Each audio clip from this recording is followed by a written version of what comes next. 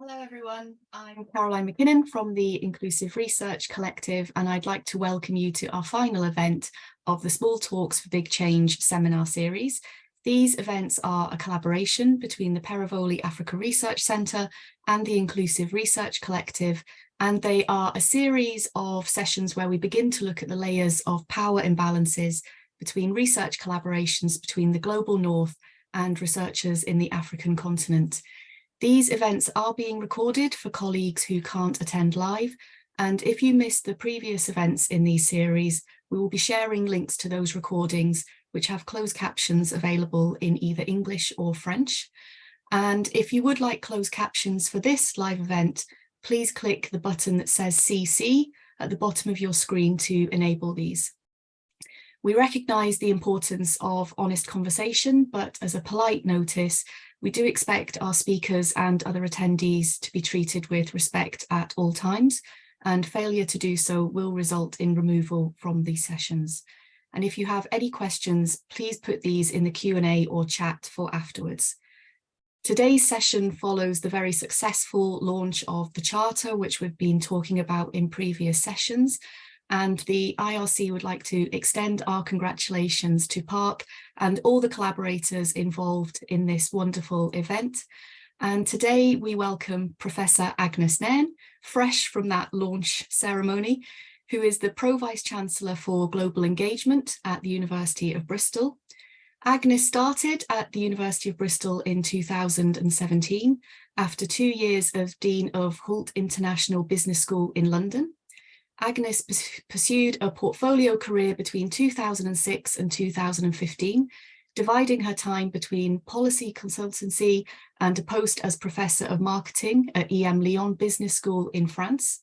And Agnes's research focuses on the relationship between the commercial world and young people's well-being, drawing on a mix of psychology, sociology, cultural theory, and neuroscience.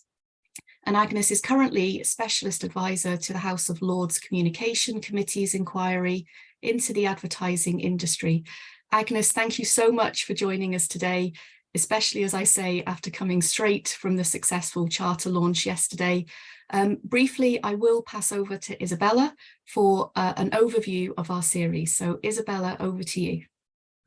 Thank you very much, Caroline, and welcome everybody, and welcome Agnes. And what you forgot to mention is that Agnes is the chair of the management board of Park, and it's been a wonderful journey, Agnes, so far. So it's great that you're going to give the last talk in this series. But very briefly, just to follow the tradition of the previous talks, I'm going to show a slide. It's going to be slightly different from the one you've seen so far. It's an updated version. I hope you can see there. So as Caroline has already indicated, and for those of you who've seen the previous talks, you will know this series of talks, Small Talks for Big Change, has been all about considering the need for transformative research collaborations between actors in Africa and those outside of the continent, in particular in the global north. And when we say transformative research collaborations, we mean collaborations that redress each of the multiple layers of power imbalance that typically pervade the joint production of scientific knowledge between actors in Africa and those outside of the continent. Beginning with imbalances at the level of epistemologies, language, theories, and concepts, imbalances that arise from those and are captured in the development frame and the unidirectional gaze that it imposes, usually from the global north to Africa, and imbalances in the resourcing and capabilities and infrastructures between institutions in Africa and those in the global north.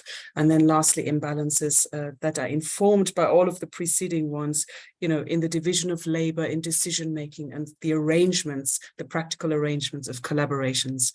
All of the talks so far have spoken to each of these layers.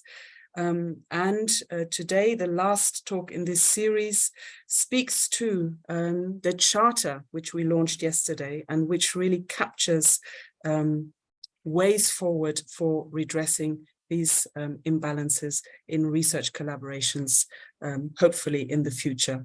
And with that, I want to hand over to you, Agnes, to speak more about the charter and the launch.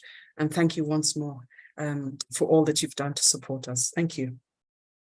Thanks very much, Isabella, and hi to everybody. And it's really very, very exciting to be speaking from Windhoek in Namibia, where we launched the charter yesterday. So this is absolutely hot off the press.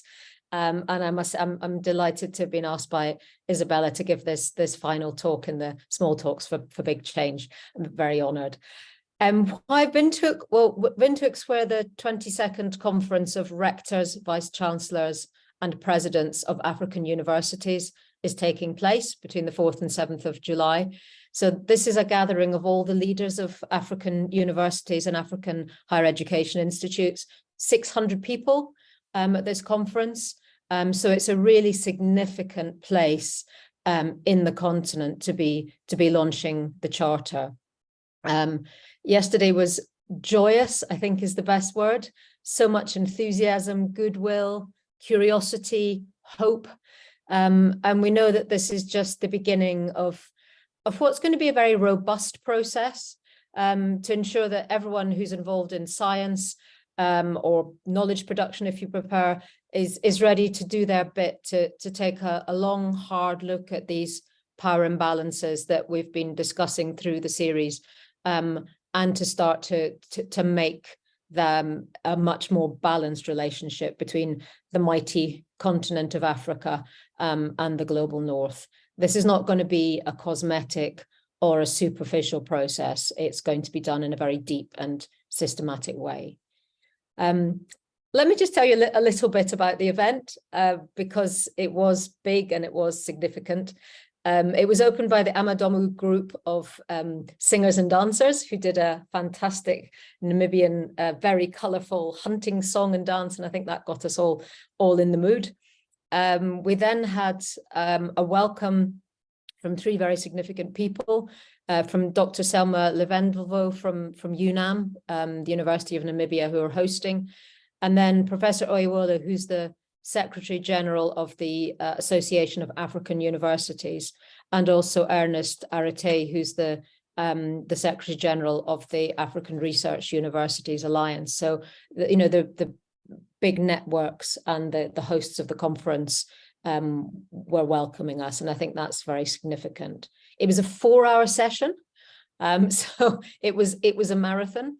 And it was emceed very ably by Professor Ambrina Maggi, who's the Dean of International for Africa at Cardiff University. So we started off with the three vice chancellors of the three institutions that facilitated the charter, all women. So we had our own VC, Professor Evelyn Welsh. We had Professor Puleng Lenkabula, who's the vice chancellor of UNISA, and the Deputy Vice Chancellor of the University of Cape Town, Professor Sue Harrison. And they all talked about what the Charter means to the facilitating universities. And then we had James Alexandrov, who, of course, is the funder of the Perivoli Africa Research Centre. And he was delighted and indeed had a tear in his eye when the Charter was launched. So it was a wonderful start. Then Isabella, Devine and Puleng, who we're now calling the Triumvirate, made the case for the Charter that they've already made very powerfully in these sessions, and they did it just as powerfully on a fantastically big stage in Africa. We then, in the third session, we opened out to stakeholders beyond the kind of the inner sanctum who devised the Charter, I guess, and this was chaired by Professor Wisdom Tete from the University of Toronto, Scarborough campus. And they've launched a charter on anti-Black racism and Black inclusion. And I think we have some interesting things to learn from them in terms of how do you take a charter forward. So it was wonderful to have Wisdom guiding this. And in the panel, we had a big range of stakeholders, which I think symbolizes how the charter is going to be rolled out to a lot of very different people. So we had Dr. Fonte Akum, who's the exec director of the Institute of Security Studies in South Africa. This is a think tank, so they're one set of stakeholders. We had Dr. Julien Bobineau, who's the chair of the Development Cooperation Working Group of Coimbra, which is a European network of universities to which we belong. We had Professor Abdulwahab Egheboli from the Association of West African Universities, Dr. Nokuthulu Muchunu, who's the deputy director of the Africa Open Science Platform, who's also in the NRF. So we had a funder there, and also Dr. Carly Coetzee, who's the president of the African Studies Association, which is based in Oxford. So we had the stakeholders. Wisdom had a session with them and then invited the floor to talk, and we had lots of collaboration from the floor too. Just picking out a few of the things, there were some big statements such as, well, this charter should be the starter for all world systems. So that was very big picture. We had some interesting reflections from the African leaders saying, you know, the continent needs to take responsibility, not to go with a begging bowl, to look for African funding from African businesses, for example. There was quite a lot of reflection around funding and taking responsibility. And then there was some more kind of nitty-gritty stuff, such as, well, we need to make sure that if it's an external funder, that African researchers are paid in their local currency. So I think that the challenge we have are going to be large scale, and they're also going to be quite nitty-gritty. Then in the fourth session, Isabella talked about the roadmap, which I will spend most of my time talking about. We then, and the technology worked brilliantly. We had videos in from, oh, my technology's gone funny. Videos in from a number of people who had signed up to the charter, including Lord Boateng, the Vice Chancellor of Ghana, and the University of Exeter, King's College London. Then we had the speakers from the previous sessions came up on stage to sign, and then other people were invited to come, and that's when the queue started. So there then formed this huge queue of people wanting to sign the charter, and we quickly went off and photocopied lots more copies of the charter, and we ended up with 86 signatories on day one, which is pretty phenomenal. So very, very exciting. So I'll now share my slides, and we'll have a look at some of the charter principles that I think most people here at the moment won't have seen. And these, you've heard of the case for the charter already. I'll then talk through the principles and then some of the aspirations. So let me share my screen. If you just let me know if this is working okay. Is that working okay? Yes, we can see that. Thank you. Can you see me, or am I a bit blurry? You're a bit blurry, but we can see your screen. Okay, that's more important that you see the screen. So you'll recognize on the left-hand side these layers of power imbalance that Isabella has been talking about.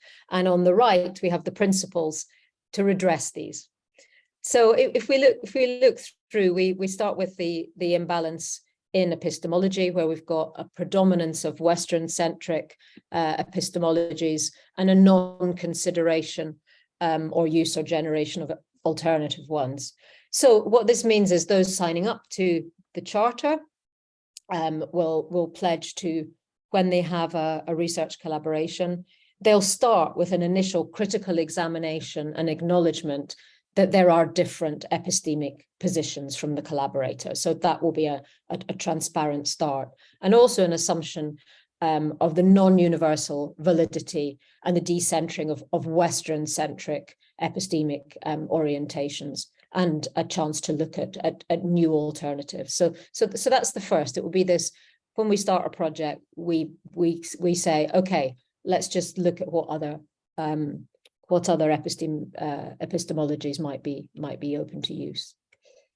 The next power imbalance is in language, and you'll have heard, I think, from Divine that, and you'll know yourselves, that there's a predominance of Western language, in English and predominantly actually with some French as the medium for generation and dissemination of knowledge, and a non or very marginal use of African languages, often just for interpretation of fieldwork, for example.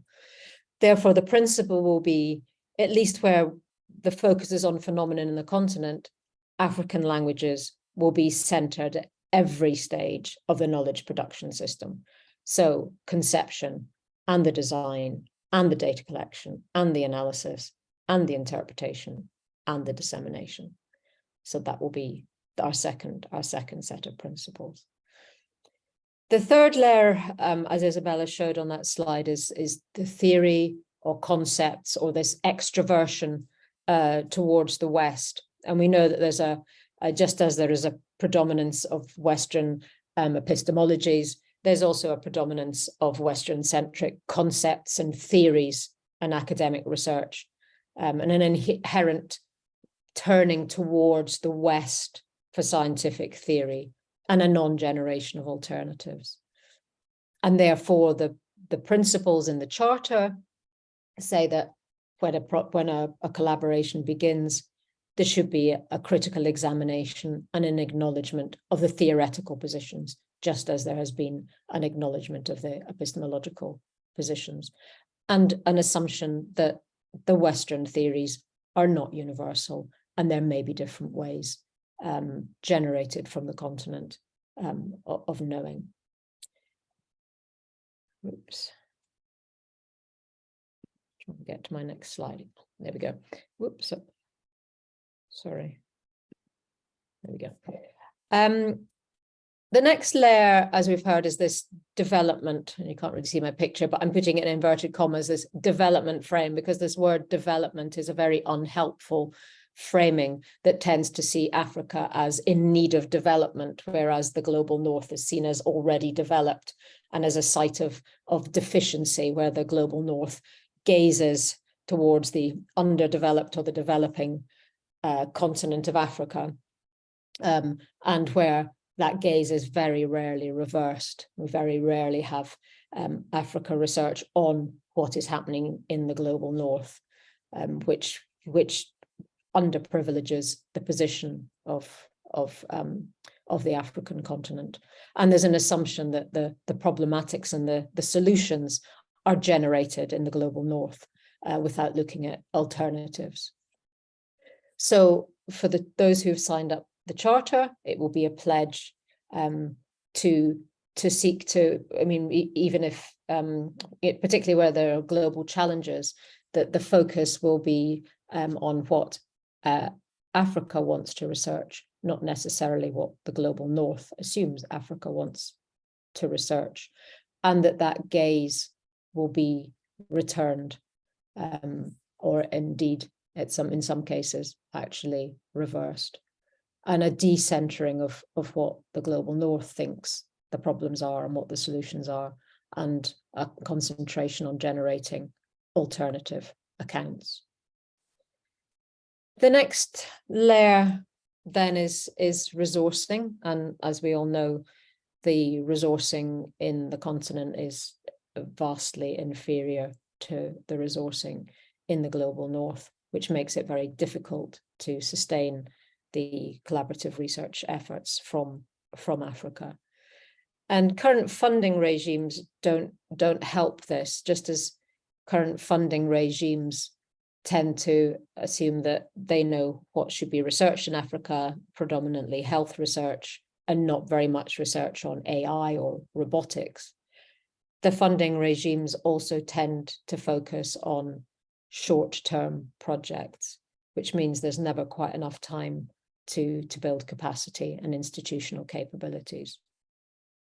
So this action, I guess, is particularly for the funders, and it's looking to establish funding streams that will strengthen institutional resources, including research management, which is very important.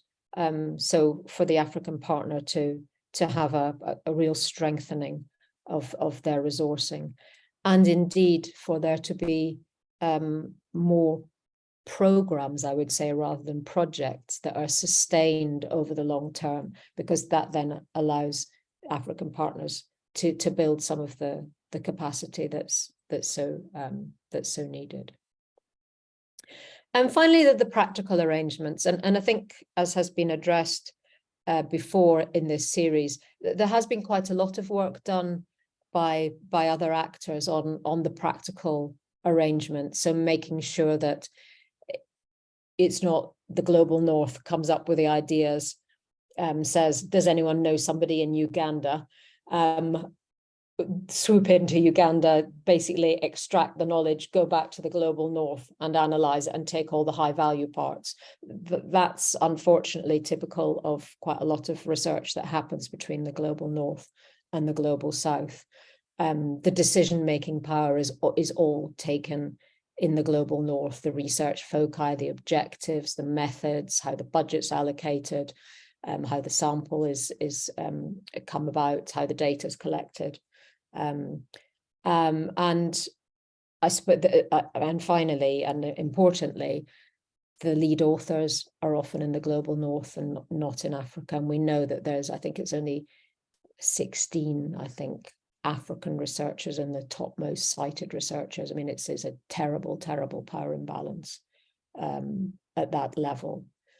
And so those signing up to the Charter will be seeking as a first and preferred option for both the intellectual and institutional leadership to be taken by the African partner as a very deliberate choice.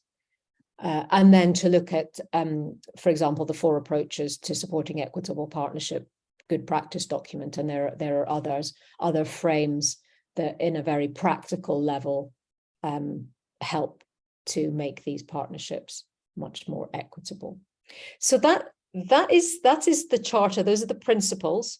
There are also these aspirations. I mean, the principles, I think, are very clear. You can see how they map very clearly onto the concentric circle of the multiple power imbalances.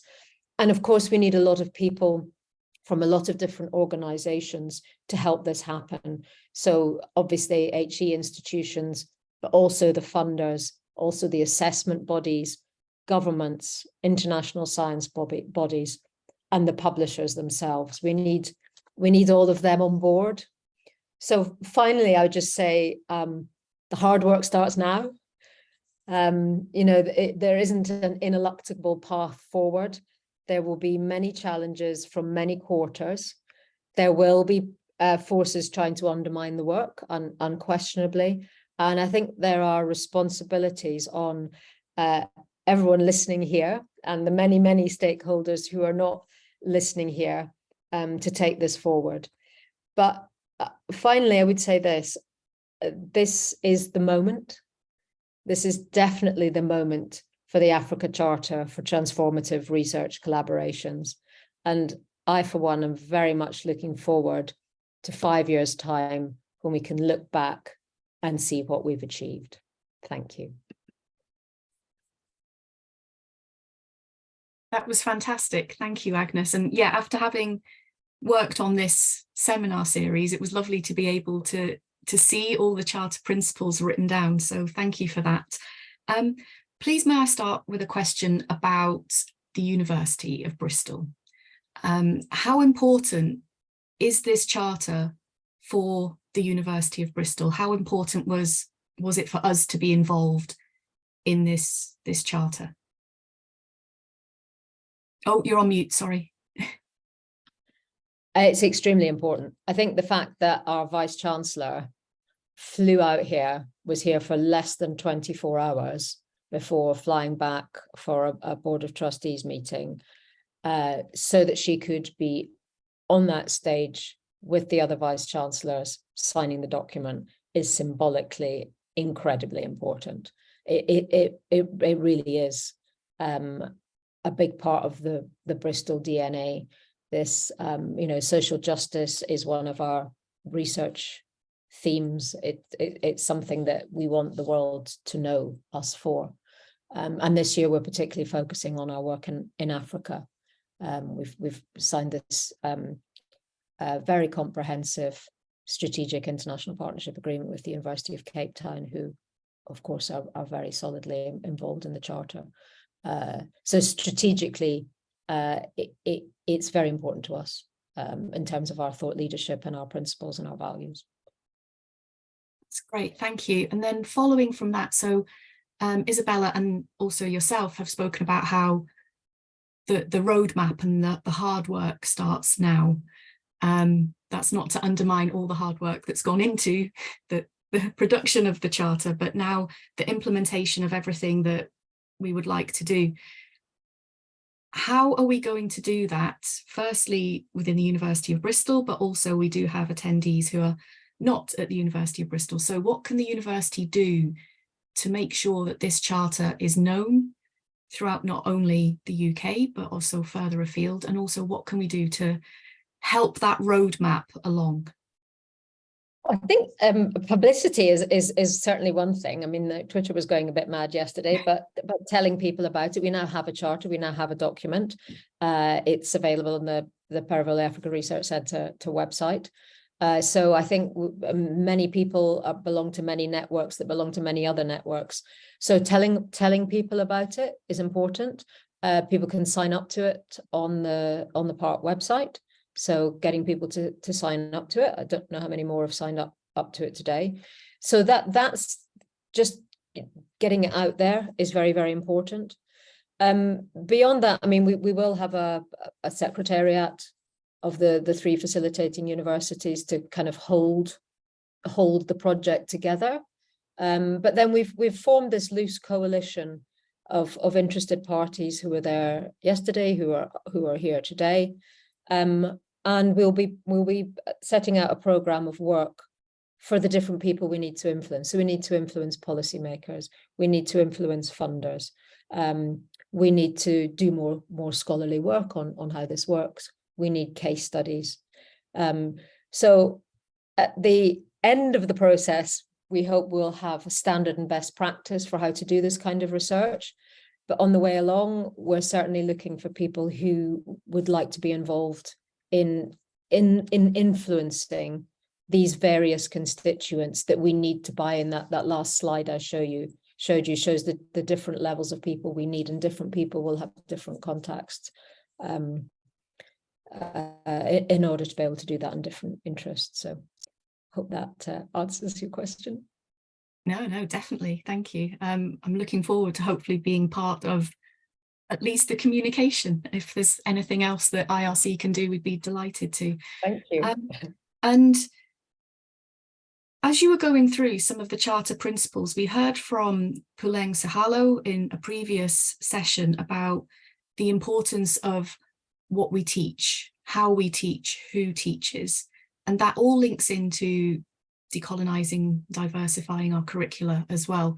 And although this Charter speaks specifically to research collaboration, it appears that there is quite a lot of crossover with also potentially our teaching as well. So I was wondering, do you see this as well as a way of not only influencing research collaborations, but also being able to have a positive impact on our teaching as well? Yeah, very much so. And I mean, we're just at the beginning of our journey at Bristol and having strategic international research-led partnerships. So our partnership with the University of Cape Town. And our idea in having these strategic international partnerships is that it'll be baked in for research, but also for our education and also for our professional services staff. So we're sharing like research management, for example. So we've got some joint professorships and fellowships with UCT that I think they've just closed. The call for that's just closed, but we're also hoping to do collaborative online international learning with our partners. And I think that's definitely where, we know that we're key signatories to this Charter. When we are doing educational initiatives together, we'll clearly be looking at underpinning it with that. But I mean, I think more broadly, I mean that, the three pro-vice chancellors at Bristol, Phil for research, Tansy for education, and myself for global engagement, we're working increasingly closely together so that the things that are important to the university strategically, will feed across all three elements: the research element, the education element, and the global engagement element of it. So I think partly because the university is joining up like that, and also because our international partnerships are going to be founded on multiple levels of collaboration. I think it will almost, by default, will spill over into our education, definitely. And I think that's, again, just another really positive thing as well. And it will just supplement the fantastic work that's going on at the minute in the University of Bristol with decolonising, particularly in the medical school. There's a lot going on there in life sciences, in other areas of health sciences as well. I know there's lots of work that's going on even in the STEM subjects, let alone in the social sciences, where the STEM people kind of stole the social sciences ideas from.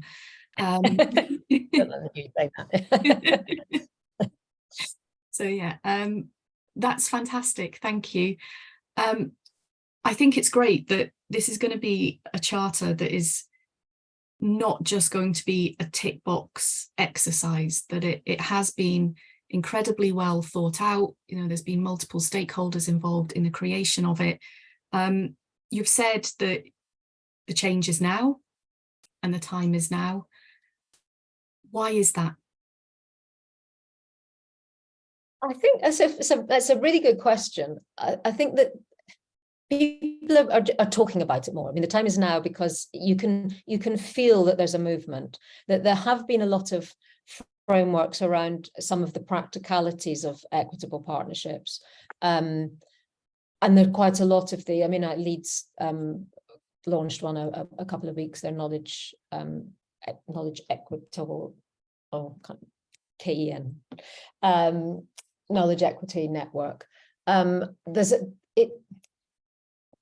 It's just everyone's really interested in it. And I think the fact that 76 people got up after a 4-hour session to stand in a queue to come and sign a document that they felt moved to sign tells you that the time is now, to be quite honest. People are literally voting with their feet. And I have to say as well, Agnes, I did have a smile on my face where I saw at the charter launch you were trying to take a photograph of everyone and you just couldn't because there were so many people in front of you, and you thought, I feel you, I'm not very tall, and I thought, yeah, neither am I. that would be me. I'd be going, oh, there's too many people. It was extraordinary. It was quite extraordinary. Yeah. It was a fantastic launch event, and again we extend our congratulations to everybody that was involved in that launch event yesterday. We've come to the end of this session. They are very short events, which again we've said that there's no way that we can do service to any of those particular layers of imbalance within this such a short time frame. But what this series hoped to do would be just to highlight these power imbalances to attendees, and also to get people thinking about the way that they work within their research collaborations, and hopefully make some changes as a result and bring awareness of the charter as well. We are hoping that what this means is that there'll be more work going forwards in the next academic year. So to attendees, after the session, we will send out a link as well to a very short questionnaire. I promise it will take 1 to 2 minutes maximum. It's just so that we can report back on how useful you have found these sessions, and also what you would find useful going forwards. So finally, from me, I would like to thank all of the speakers that we've had within these series. I've found them incredibly engaging and informative, and I know a lot more now about things like extroversion and things, which I have gone off and I have looked up. So thank you on behalf of myself for introducing these concepts to me, which meant I went off to do a bit of personal learning. Huge thank you to Park on behalf of the IRC for allowing you to work on this series with you. It really has been a huge honour for us to be able to be part of this session, and we really look forward to all of these charter principles being put into place. Finally, another thank you to you, Agnes, for taking the time today to come and talk to us. Really look forward to this charter being launched at the University of Bristol and seeing what we can do from Bristol to make sure that this is implemented going forward. So thank you very much indeed for your time as well. Thank you very much.